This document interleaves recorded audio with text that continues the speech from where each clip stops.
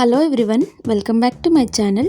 ನಾನಿವತ್ತು ರೇಷನ್ ಅಕ್ಕಿನ ಬಳಸ್ಕೊಂಡು ಮಲ್ಲಿಗೆಯಷ್ಟು ಸಾಫ್ಟಾಗಿ ಇಡ್ಲಿ ಮಾಡೋದು ಹೇಗೆ ಅನ್ನೋದನ್ನು ತೋರಿಸ್ಕೊಡ್ತೀನಿ. ನಾನು ಹೇಳೋವಂಥ ಸೀಕ್ರೆಟ್ ಟಿಪ್ಸ್ನ ಫಾಲೋ ಮಾಡಿದ್ರೆ ನಿಮಗೂ ಸಹ ಇದೇ ಥರ ತುಂಬ ಸಾಫ್ಟಾಗಿ ಇಡ್ಲಿ ಬರುತ್ತೆ. ಈ ಥರ ಇಡ್ಲಿ ಮಾಡೋದಕ್ಕೆ ನೀವು ಇಡ್ಲಿ ರೈಸನ್ನೇ ಯೂಸ್ ಮಾಡಬೇಕು ಅಂತ ಏನೂ ಇಲ್ಲ. ನಾರ್ಮಲಿ ರೇಷನ್ ಅಕ್ಕಿಯಿಂದನೇ ಈ ಥರ ಸಾಫ್ಟಾಗಿ ಇಡ್ಲಿ ಬರುತ್ತೆ. ಬನ್ನಿ ಇದನ್ನು ಹೇಗೆ ಮಾಡೋದು ಅಂತ ನೋಡೋಣ. ಮೊದಲಿಗೆ ನಾನಿಲ್ಲಿ 2 ಗ್ಲಾಸ್ ಆಗೋಷ್ಟು ಅಕ್ಕಿನ ತಗೊಂಡಿದ್ದೀನಿ. ನೋಡಿ, ಈ ಗ್ಲಾಸಲ್ಲಿ ನಾನು 2 ಗ್ಲಾಸ್ ಆಗೋಷ್ಟು ಅಕ್ಕಿನ ತಗೊಂಡಿದ್ದೀನಿ. ಇದನ್ನು ನೀರು ಹಾಕ್ಬಿಟ್ಟು ಚೆನ್ನಾಗಿ ವಾಶ್ ಮಾಡ್ಕೋಬೇಕು. ಒಂದು 3 to 4 ಟೈಮ್ಸ್ ಇದನ್ನು ಚೆನ್ನಾಗಿ ವಾಶ್ ಮಾಡ್ಕೋಬೇಕಾಗತ್ತೆ. ವಾಶ್ ಮಾಡಿಕೊಂಡು 6 to 8 ಅವರ್ಸ್ ಸೋಕ್ ಮಾಡ್ಕೋಬೇಕಾಗತ್ತೆ. ಅದೇ ಗ್ಲಾಸಲ್ಲಿ ನಾನು 1/2 ಗ್ಲಾಸ್ ಆಗೋಷ್ಟು ಉದ್ದಿನಬೇಳೆನ ತಗೊಂಡಿದ್ದೀನಿ. 2 ಗ್ಲಾಸ್ ಅಕ್ಕಿಗೆ ನಾನು 1/2 ಗ್ಲಾಸ್ ಆಗೋಷ್ಟು ಉದ್ದಿನಬೇಳೆನ ತಗೊಂಡಿದ್ದೀನಿ. ಹಾಗೆ ಒಂದು 1/4 ಟೀ ಸ್ಪೂನ್ ಆಗೋಷ್ಟು ಮೆಂತ್ಯನ ಕೂಡ ಸೇರಿಸ್ಕೊಳ್ತಾ ಇದ್ದೀನಿ. 6 to 8 ಅವರ್ಸ್ ಸೋಕಾದ್ಮೇಲೆ ನಾನಿಲ್ಲಿ ಫಸ್ಟು ಉದ್ದಿನಬೇಳೆನ ಗ್ರೈಂಡ್ ಮಾಡ್ಕೊಳ್ತಾ ಇದ್ದೀನಿ. ಇದು ಗ್ರೈಂಡ್ ಮಾಡ್ಕೋಬೇಕಾದ್ರೆ ಸೀಕ್ರೆಟ್ ಟಿಪ್ ಏನು ಅಂದರೆ, ಸ್ವಲ್ಪನೇ ಗ್ರೈಂಡ್ ಮಾಡಿಕೊಂಡು ಸ್ವಲ್ಪ ಈ ಥರ ಕೈಯಲ್ಲಿ ಮಿಕ್ಸ್ ಮಾಡ್ಕೋಬೇಕಾಗುತ್ತೆ. ನೋಡಿ, ಈ ಥರ ತುಂಬ ಫೈನಾಗಿ ಗ್ರೈಂಡ್ ಮಾಡ್ಕೋಬೇಕಾಗುತ್ತೆ. ಈಗ ನಾನು ಗ್ರೈಂಡ್ ಮಾಡಿರುವಂಥ ಉದ್ದಿನಬೇಳೆನ ನಾನು ಒಂದು ಕುಕ್ಕರ್ಗೆ ಹಾಕ್ಕೊಳ್ತೀನಿ. ಕುಕ್ಕರ್ಗೆ ಹಾಕ್ಕೋಬೇಕು ಅಂತ ಏನೂ ಇಲ್ಲ, ಯಾವುದಾದ್ರೂ ಒಂದು ದೊಡ್ಡದಾಗಿರುವಂಥ ಒಂದು ಬೌಲ್ಗೆ ಹಾಕ್ಕೊಂಡ್ರೂ ನಡೆಯುತ್ತೆ. ನಾನೀಗ ಅಕ್ಕಿನ ಸಹ ಗ್ರೈಂಡ್ ಮಾಡಿಕೊಂಡು ಸೇರಿಸ್ಕೊಳ್ತಾ ಇದ್ದೀನಿ. ಅಕ್ಕಿನ ತುಂಬ ನುಣ್ಣಗೆ ಉದ್ದಿನಬೇಳೆ ಥರ ಗ್ರೈಂಡ್ ಮಾಡೋ ಅವಶ್ಯಕತೆ ಏನೂ ಇಲ್ಲ, ಸ್ವಲ್ಪ ತರ್ತರಿಯಾಗಿದ್ರೂ ನಡೆಯುತ್ತೆ. ನಾನೀಗ ಅಕ್ಕಿ ಸ್ವಲ್ಪ ತರ್ತರಿಯಾಗಿ ಗ್ರೈಂಡ್ ಆದಮೇಲೆ 1 ಗ್ಲಾಸ್ ಆಗೋಷ್ಟು ಅನ್ನನ ತಗೊಳ್ತಾ ಇದ್ದೀನಿ. ಅಂದರೆ ಕುಕ್ ಮಾಡಿರುವಂಥ ರೈಸ್ ಇದು. ಇದನ್ನು ಸಹ ಸೇರಿಸ್ಕೊಂಡು ಗ್ರೈಂಡ್ ಮಾಡ್ಕೋಬೇಕಾಗತ್ತೆ. ಈಗ ಇದನ್ನು ಸಹ ಕುಕ್ಕರ್ಗೆ ಸೇರಿಸ್ಕೊಳ್ತಾ ಇದ್ದೀನಿ.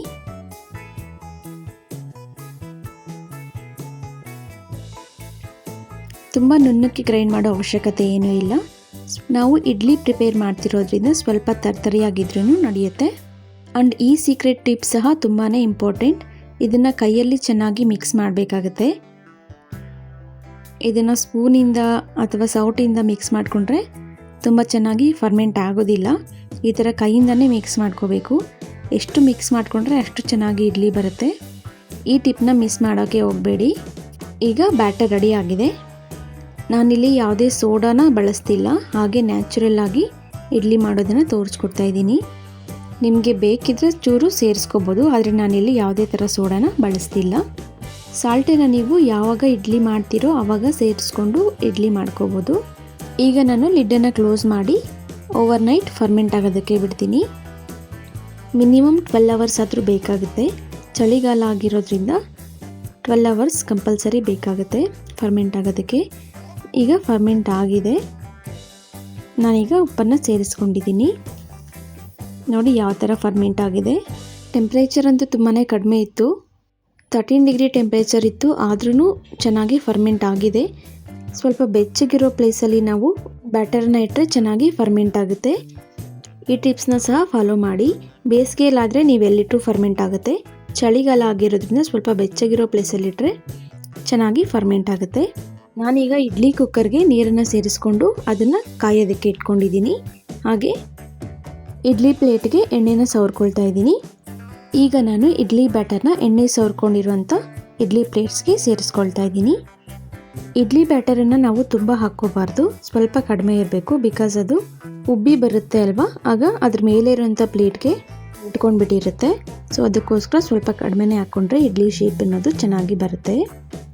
ಇದೇ ಥರ ನಾನು ಎಲ್ಲ ಇಡ್ಲಿ ಪ್ಲೇಟ್ಸ್ಗೂ ಸಹ ಬ್ಯಾಟರನ್ನು ಹಾಕ್ಕೊಂಡಿದ್ದೀನಿ. ಈ ಕುಕ್ಕರಲ್ಲಿ ನೀರನ್ನು ಚೆನ್ನಾಗಿ ಬಾಯ್ಲ್ ಮಾಡ್ಕೋಬೇಕಾಗುತ್ತೆ. ಈಗ ಆಲ್ಮೋಸ್ಟ್ ಬಾಯ್ಲ್ ಆಗ್ತಿದೆ.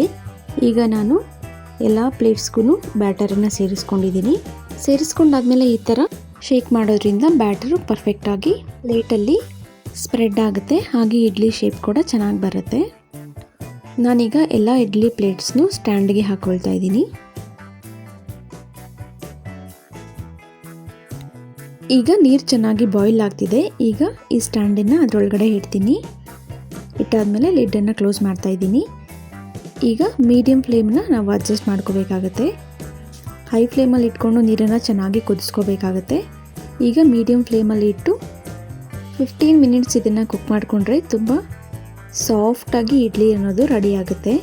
ನೀವೇ ನೋಡ್ಬೋದು ಎಷ್ಟು ಸಾಫ್ಟಾಗಿ ಕಾಣ್ತಿದೆ. ಸ್ವಲ್ಪ ಹೊತ್ತು ರೆಸ್ಟ್ ಆಗೋದಕ್ಕೆ ಬಿಟ್ಟು ನಾವು ಓಪನ್ ಮಾಡಿದ್ರೆ ತುಂಬ ಚೆನ್ನಾಗಿ ಬರುತ್ತೆ. ಹಾಗೆ ಓಪನ್ ಮಾಡೋಕ್ಕೆ ಹೋದರೆ ಅಷ್ಟೊಂದು ಚೆನ್ನಾಗಿ ಬರೋದಿಲ್ಲ. ನಾನಿಲ್ಲಿ ಸ್ವಲ್ಪ ಬೇಗನೆ ಓಪನ್ ಮಾಡ್ತಿದ್ದೀನಿ, ಆದರೂ ಸಹ ತುಂಬ ಚೆನ್ನಾಗಿ ಬಂದಿದೆ. ಇನ್ನೂ ಸ್ವಲ್ಪ ತಣ್ಣಗಾಗೋದಕ್ಕೆ ಬಿಟ್ಟರೆ ಅದು ಪರ್ಫೆಕ್ಟಾಗಿ ಸೆಟ್ ಆಗುತ್ತೆ. ಈಸಿಯಾಗಿ ನಾವು ಇಡ್ಲಿನ ತಕ್ಕೋಬೋದು. ನೋಡಿ, ಈಗ ನಾನು ಇಡ್ಲಿನ ತೆಗೆದು ತೋರಿಸ್ತೀನಿ ಯಾವ ಥರ ಬಂದಿದೆ ಅಂತ. ನೋಡಿ, ಒಂದು ಸ್ಪೂನಿಂದ ಸ್ಪೂನ್ ಎಡ್ಜನ್ನು ನಾನು ಯೂಸ್ ಮಾಡಿಕೊಂಡು ಇಡ್ಲಿನ ತೆಗಿತಾ ಇದ್ದೀನಿ. ತುಂಬ ಈಸಿಯಾಗಿ ಬರ್ತಿದೆ. ನೋಡಿ ಯಾವ ಥರ ಇಡ್ಲಿ ಅನ್ನೋದು ಸಾಫ್ಟಾಗಿ ಬಂದಿದೆ. ಸೇಮ್ ಮಲ್ಲಿಗೆ ಥರ ಇಡ್ಲಿ ಅನ್ನೋದು ಬಂದಿದೆ ರೇಷನ್ ಅಕ್ಕಿಯಿಂದ.